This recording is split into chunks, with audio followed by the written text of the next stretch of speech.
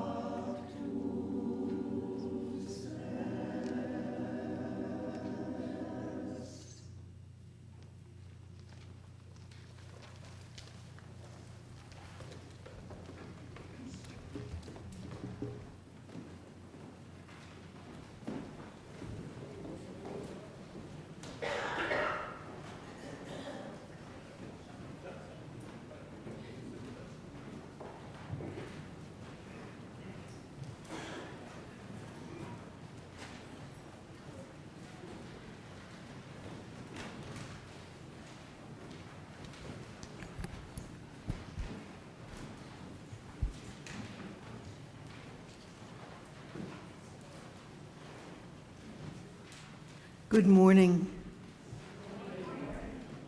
My name is Marya Dantzer. I'm the worship associate today. Our opening words are by Ellen Bass, "The Thing Is." To love life, to love it even when you have no stomach for it, and everything you've held dear crumbles like burnt paper in your hands, your throat filled with the silt of it. When grief sits with you, its tropical heat thickening the air, heavy as water, more fit for gills than lungs.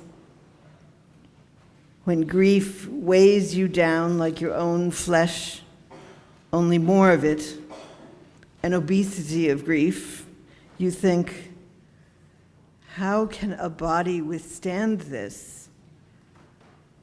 Then you hold life like a face between your palms, a plain face, no charming smile, no violet eyes, and you say, yes, I will take you. I will love you again.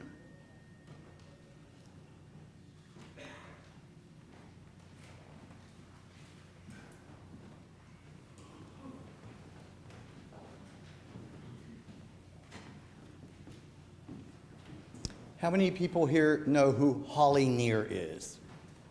Oh, good.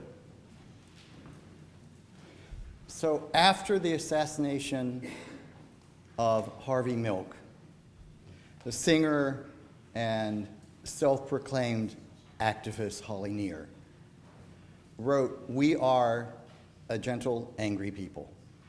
It's 170 in your hymnal.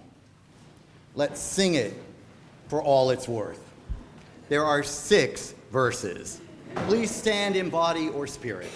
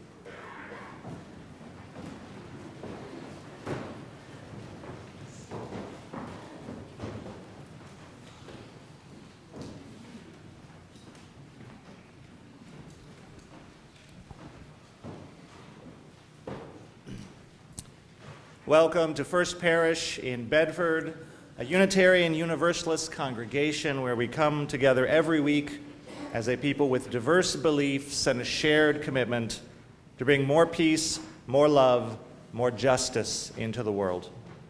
Whoever you are, whomever you love, whether you worship one God, many gods, or no God, you are welcome here. My name is Jamie Hinson-Rieger. I'm the senior minister here at First Parish. I want to say a special welcome to all of our visitors this morning, here in person and out on Zoom. We are so glad you are with us today. Here in the sanctuary, if you're new, you're invited to fill out a blue connection card, which you'll find at the end of the pews. You can give that to one of the ushers during the offering or leave it at the welcome table, and we will add you to our mailing list. In Zoom, we'll put a link in the chat. You can fill out a virtual connection card if you want to be added to our list. Parents and caregivers of little ones, there is a nursery available downstairs for your convenience, but we are always super happy to have our littlest ones with us here in the sanctuary as well. After the service, there will be coffee, tea, and fellowship in the common room.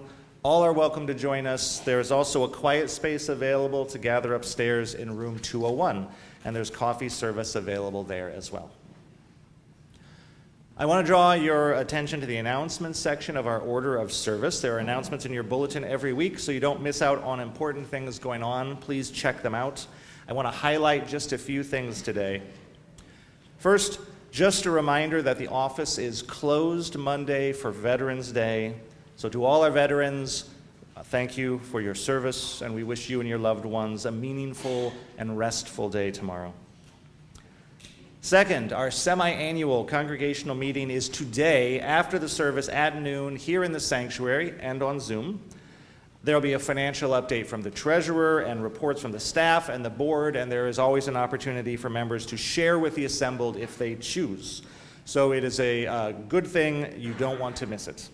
After the service, you can enjoy coffee hour, you can socialize. There will be bagels and other snacks so people can fortify themselves. And then please plan to come back here for the meeting. Finally, I just wanted to give today a special plug for our Food for Thought event that is coming up this Friday. Building and strengthening multi-generational community is an important part of your vision for First Parish. It is something that comes up at the top of the list whenever we ask people what they want at First Parish: more connection, more community building, across all ages, across generations. And at times like these, it is community that we need, and it is community that saves us. And this is a special opportunity to build deep community. So food is provided. Families, you can just show up. You don't have to cook dinner that night. And that is followed by fun and engaging conversation within age groups, across age groups.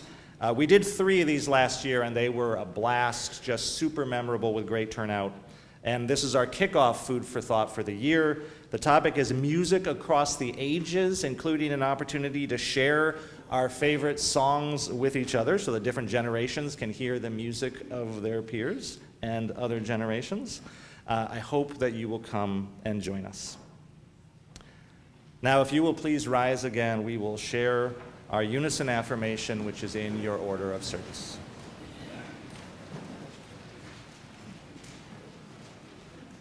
Love is the spirit of this church, and service is its law. This is our great covenant, to dwell together in peace, to seek the truth in love, and to help one another. And el amor es el espíritu de esta iglesia, y el servicio es su ley. Este es nuestro gran pacto, vivir juntos en paz, buscar la verdad en espíritu de amor, y ayudarnos los unos a los otros. Please be seated.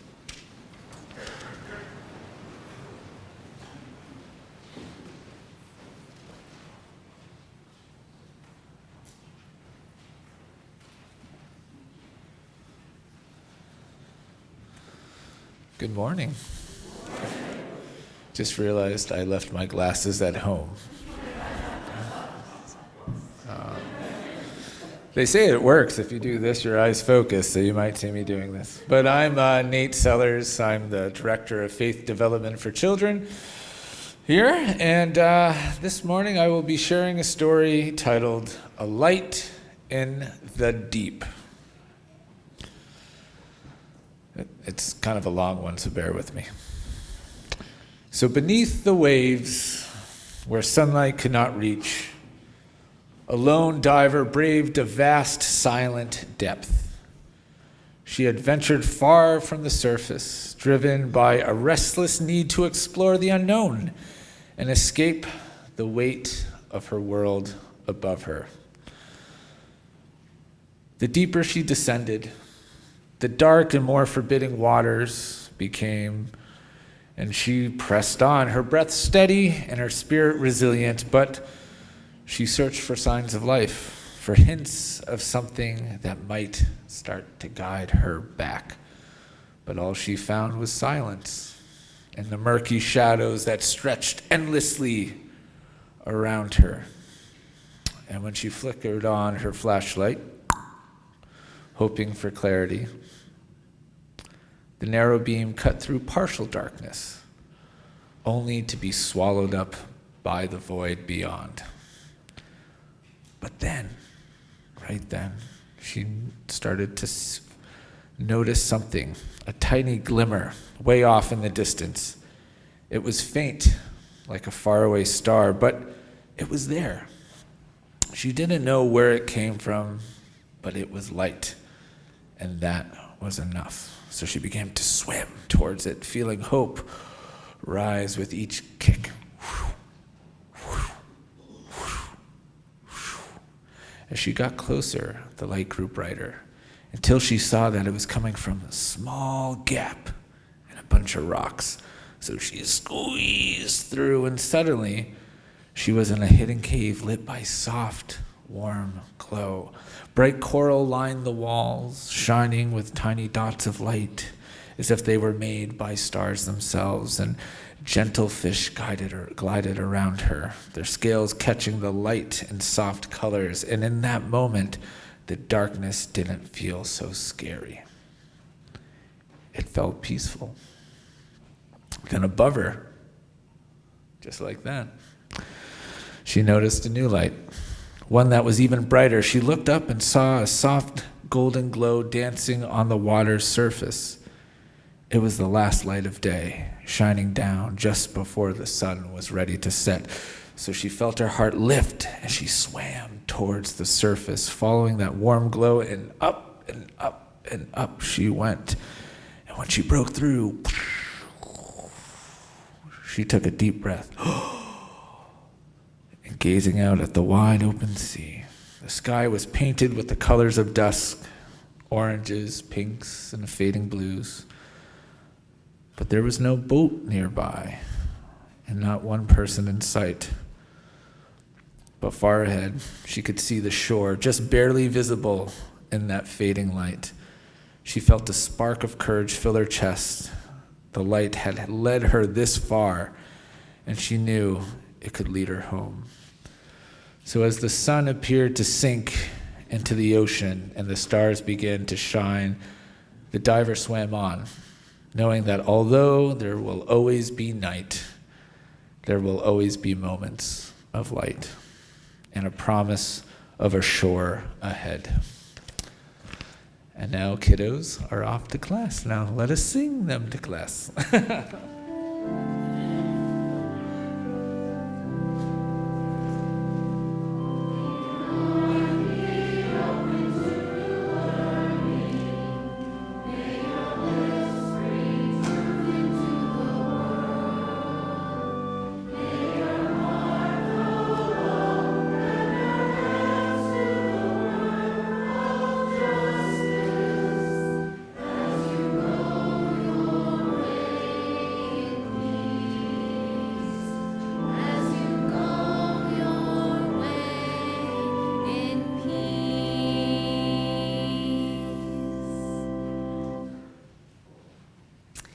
Good morning. I'm Reverend Annie Gonzalez, your Minister of Faith Development. And this morning I want to share a couple practices that I often use and offer to others when things feel overwhelming. They are practices I've mentioned here before. I've now been here long enough to earn a sabbatical and also to have mentioned many of my ideas already. But the good news is, a good spiritual practice is something that is good to repeat Some of you may have arrived here this morning with things on your mind from your personal life that feel overwhelming. A health issue, a struggle of a loved one, a conflict in your life, a professional issue. And I would bet that a good many of you who arrived here this morning are carrying some kind of emotional reaction to our presidential election this week. And I would imagine that those reactions are wide-ranging. Some of us may come in a little numb and a little shocked still. Some of us may come in full of rage and anger and an energy of wanting to do something now. Some of us may be coming in with a heavy grief and exhaustion, a feeling of wanting to give up. Some of us are coming in with broken hearts, with questions of how. Some of us are coming in with analyses in our heads and ideas and thoughts about how and why and what. Some of us are probably coming in with all of the above and more. But the good thing about spiritual practices is they're often applicable for a wide variety and feelings. So if you are feeling overwhelmed this morning, whether it is by political realities, personal realities, or both, I invite you into this practice. And if by some beautiful chance you are not feeling overwhelmed this morning, which is a wonderful thing on this beautiful sunny day, then keep this in your pocket for some other time when you are feeling overwhelmed. Zooming in. Zooming in can be very helpful when we are overwhelmed. Recently, I listened to an audiobook called How to Be Sick by Tony Bernard, who is a Buddhist teacher and practitioner who also lives with severe chronic illness. And I read this book because I wanted to learn more about living with chronic illness, as it is a condition my best friend has that got a lot worse this summer for her. But unsurprisingly, the Buddhist practices shared in this book are applicable to a wide variety of circumstances. One particular anecdote and practice in the book came from the Buddhist teacher Byron Katie. And Katie was sharing about a time in her past when her daughter was struggling with addiction and was living with her, and would often go out and not return home until late at night or the wee hours of the morning. And Katie would be sitting in a chair in the living room waiting for her daughter to come back and imagining all the horrible things that could have happened to her, and thinking all the terrible thoughts about how hard this problem is and how it couldn't be solved. And then one day, when she was thinking these thoughts late at night, she thought to herself, what do I really know in this moment? And she came up with the phrase, woman in chair, waiting for her beloved daughter. Because the only thing she really knew in that moment was that she was a woman sitting in a chair, waiting for her beloved daughter.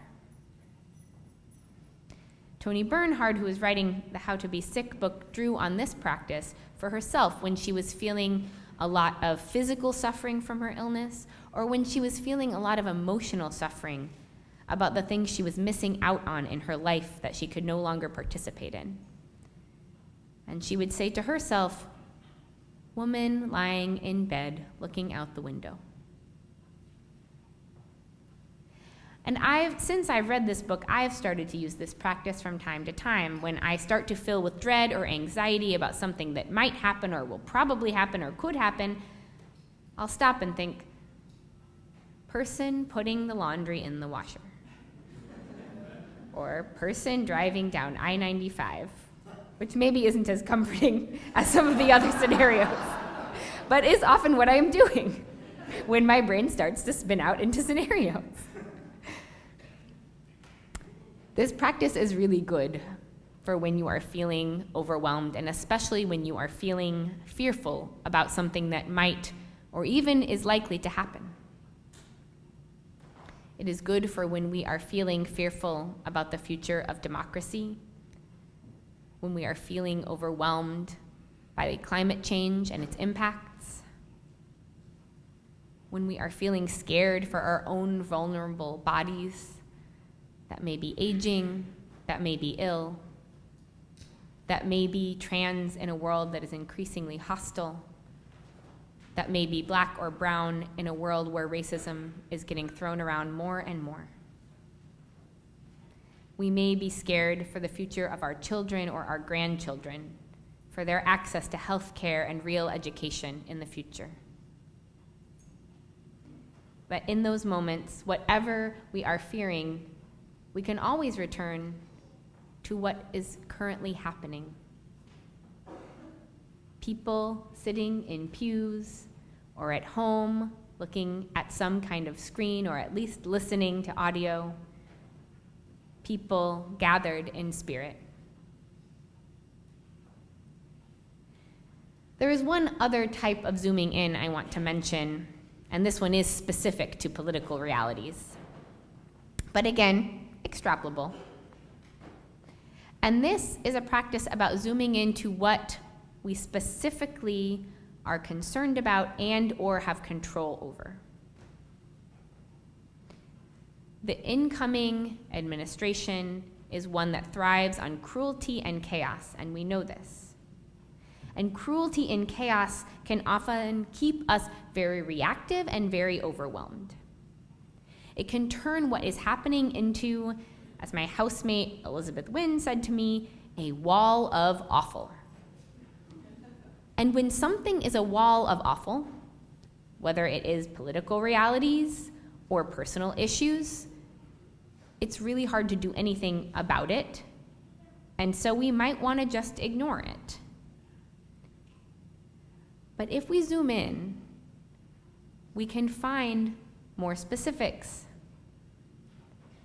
And so we might want to zoom in on what am I personally scared about? Is it access to health care? Is it student loans? Is it your children and their ability to access certain types of care or education? Is it your undocumented friend or neighbor? What are you specifically scared about, and what can you learn about what is more likely to happen?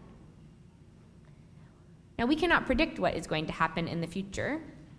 That is not possible. But we can learn about what is more likely and less likely to happen. And there are places to do good research about these realities. We can also zoom in on what solidarity roles we may be able to take. We can learn more about specific kinds of care and resistance that may be more accessible to us, that we may be more ready to take on. So we may learn about mutual aid networks and direct aid. We may learn about how to host people who are coming to this state to take refuge, whether they're coming from another country or another part of this country. We may learn about taking direct action and what that entails, and the risks therein, and if we're prepared for them. We may learn about encrypted communication and how to communicate in secure ways that are less easily surveilled. These are things that we have the resources to learn about and the time to learn about before January. So let's zoom in. And if you're getting overwhelmed by zooming in on specific realities, take a moment, step away. Take a walk, a bike ride, do a yoga, drink some tea, hug a baby or a pet. Be a person sitting in a chair. Be a person walking in the cold air. Be a person talking on the phone. Be right here, right now. There is nowhere else we can possibly be. Just here, caring for one another.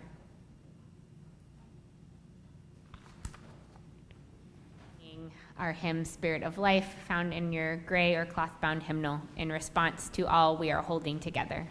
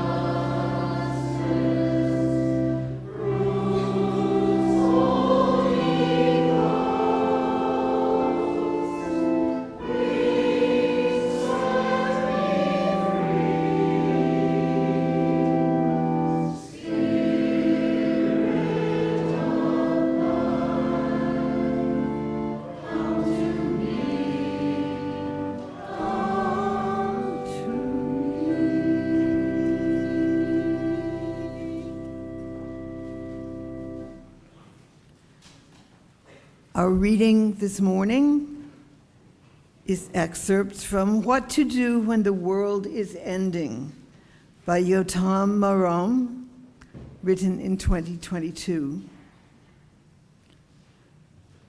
While there are some things about this moment that feel unique, I remind myself that the experience of the world ending is not new. Whether due to a prophecy or a very real looming threat, many of our ancestors also likely felt that the world was ending. And in many cases, their worlds did end. The devastation on Easter Island, the fall of Carthage, the arrival of Columbus, the centuries of chattel slavery, the destruction of Hiroshima, the Cold War, even the Cuban Missile Crisis. These all must have felt like the end of the world. Facing loss, despair, uncertainty, and death is as much a part of the human experience as anything else. During the Holocaust, which my own family narrowly survived, Jews were often herded into ghettos across Europe to be starved, brutalized, murdered, and ultimately transferred to concentration camps where they were either gassed or worked to death. In the Warsaw Ghetto, there was a famed underground youth-led Jewish resistance that rose up and resisted the Germans for 27 days against all odds. Letters that the ghetto fighters wrote to one another document that the fighters didn't hold any illusions about their position. They knew they would not win. In his final letter, Mordechai Anielewicz, the 24-year-old commander of the Warsaw Ghetto Uprising, wrote, "It is impossible to describe the conditions under which the Jews of the ghetto are now living. Only a few will be able to hold out. The remainder will die sooner or later. Their fate is decided." The fighters were mostly starving teenagers with limited weapons and almost no training, facing an almost endless line of German soldiers with tanks and machine guns. They knew that the ghetto would be burned to the ground. And yet, Jews facing the end of their world did unimaginably brave and kind and selfless things. And not just the ones who took up arms, but the many along the way who simply did what so many people feel called to do when they are confronted with suffering. The ones who carried a letter from one place to another, hid a refugee, fed a person on the brink of starvation, took in a lost child, snuck an extra ration home for a sick elder, gave up their blanket for someone colder. But why? Why did they take these risks if they knew they would lose? Why bother if the world was going to end anyway? There is this part of Anielevich's letter as well. The fact that we are remembered beyond the ghetto walls encourages us in our struggle. Many ghetto fighters hoped that their actions would inspire others to rise up as well, and they did. In fact, they inspired me decades later and half a world away. Undoubtedly, these teenagers who only a few years earlier went to school and took scouting trips and played ball in the courtyard had become real strategists. They thought about how to organize people, how to help people feel the belonging necessary to build strong groups, how to connect to a bigger purpose than what was in front of them, how to fight. They understood, it seems, that purpose, strategy, and action could overcome despair.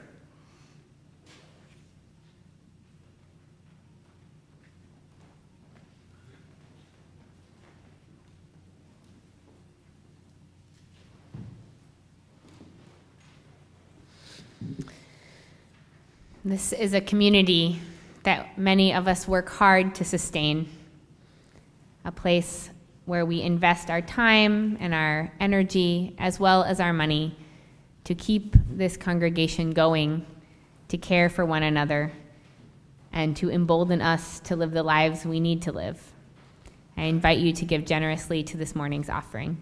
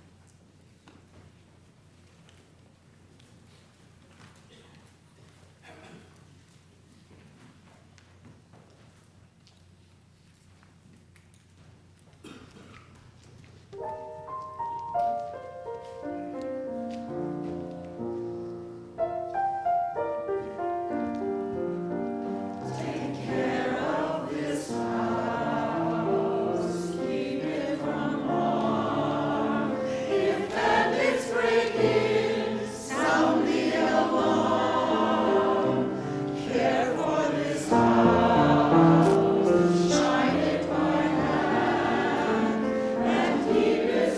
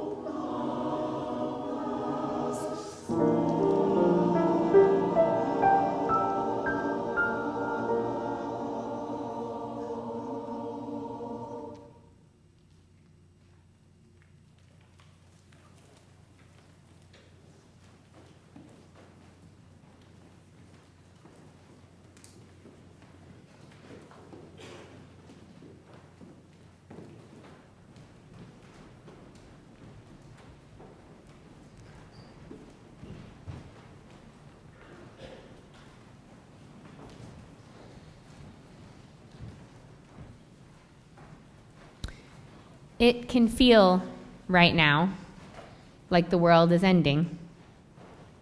And indeed, some era of American politics has ended. The world, as many of us know it, has ended. But, as our reading reminds us, the experience of the world ending is not new.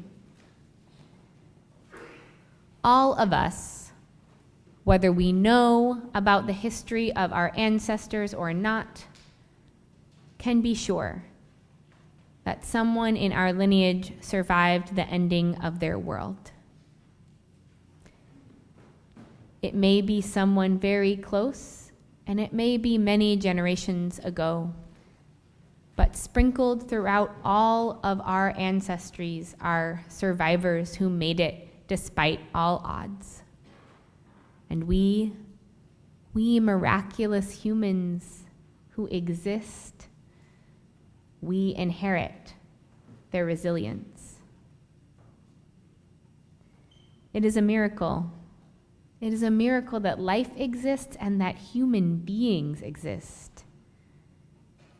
And we are in just one small part of human history, in one part of the world. I do not say this to minimize the real grief and rage and fear. Those are all incredibly valid reactions to the political moment we are in, and also to a fair number of other things you are probably dealing with. But the practice of zooming out reminds us that this moment is not forever, that this situation is not everything, that there is so much more to life and to history and to the universe than what we are currently experiencing.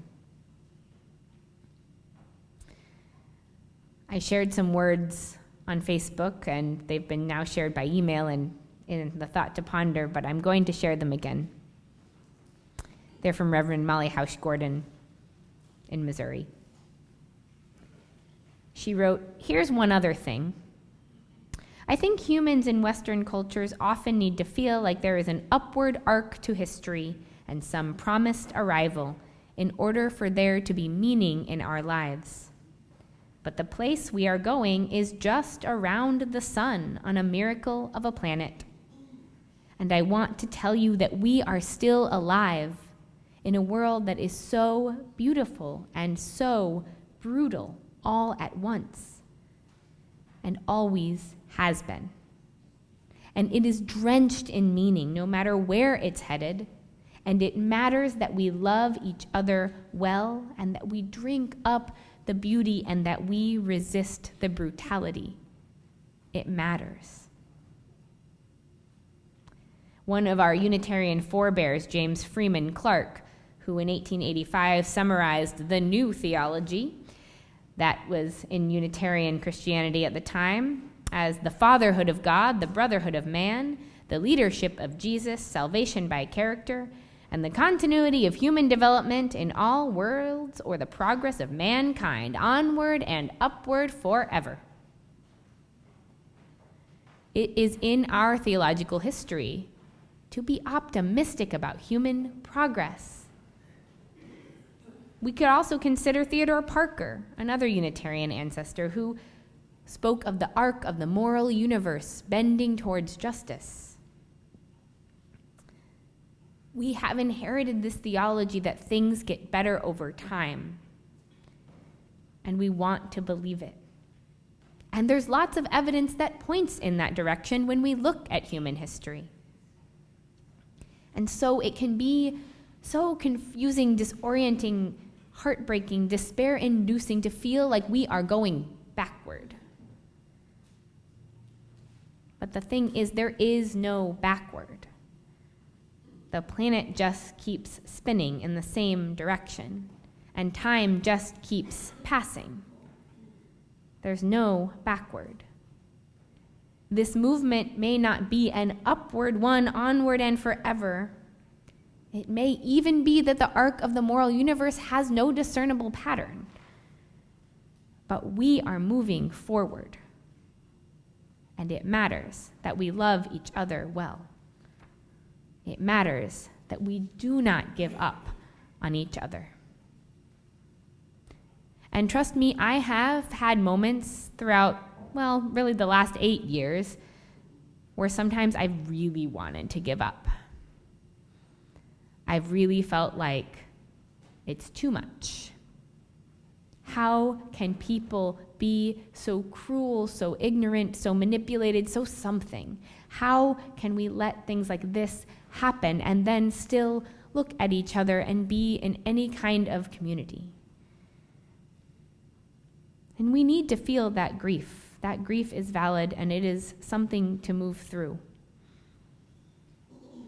And still, the task is to love life, even when we have no stomach for it. To love the people of this country, even when 72 million of them voted for someone who lies shamelessly, brags about sexual assault, openly mocks disabled people, and spouts absurd and vitriolic racism and transphobia. The thing is, there are 346 million people in the country.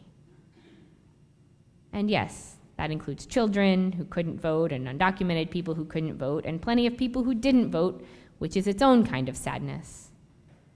But the fact remains that only 72 million voted for such a person.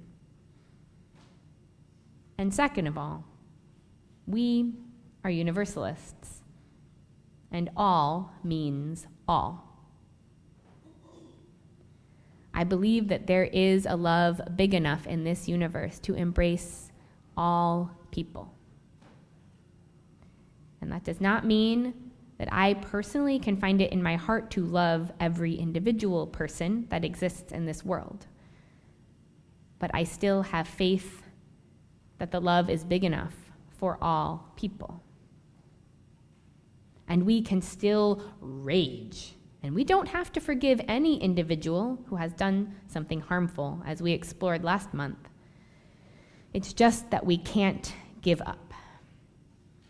It's just that we have to take care of this house. Especially we cannot give up. Because when we zoom out in another way, we can see that within our community at First Parish in Bedford, we have a lot of resources, and we are relatively buffered from some of the worst harms that are experienced currently and will get worse soon. Many of us are citizens. Many of us have steady incomes or wealth. Many of us own our homes. We have some level of safety that many do not have, and many of us live in Massachusetts, a place where we are more buffered from a lot of harms. And so we can remember that too. We can protect those among us who are more vulnerable, and we can reach out in solidarity. Here we are, just people listening to a reflection in the only moment we can ever inhabit, this one. And here we are, relatively well-resourced people with resilience in our blood and our bones, on a beautiful, brutal planet, with a theology that says we put love at the center of all we do. We will move forward. Not onward and upward forever, but forward with courage and care. Because even if some version of the world is ending, it matters how we live. We owe it to our ancestors. We owe it to our descendants. We owe it to each other. And we owe it to our own souls. We're gonna keep on moving forward. Keep on moving forward. Keep on moving forward. never turning back, never turning back. This song is by Emma's Revolution, a group that is very popular within Unitarian Universalism. And this is the kind of song where you keep changing the first phrase, and so as we sing it together, we're going to pick up the pace a little with our percussion, and we're going to sub in different phrases, so listen for me to call them out as we sing together. You may rise in body or in spirit and join in. Keep on moving forward. We're gonna keep on moving forward. Keep on moving forward. Keep on moving forward. Never turning back. Never turning back. Keep on loving boldly. Keep on loving boldly. Keep on loving boldly. Keep on loving boldly. Never turning back. Never turning back. Living proudly. Keep on living proudly. Keep on living proudly.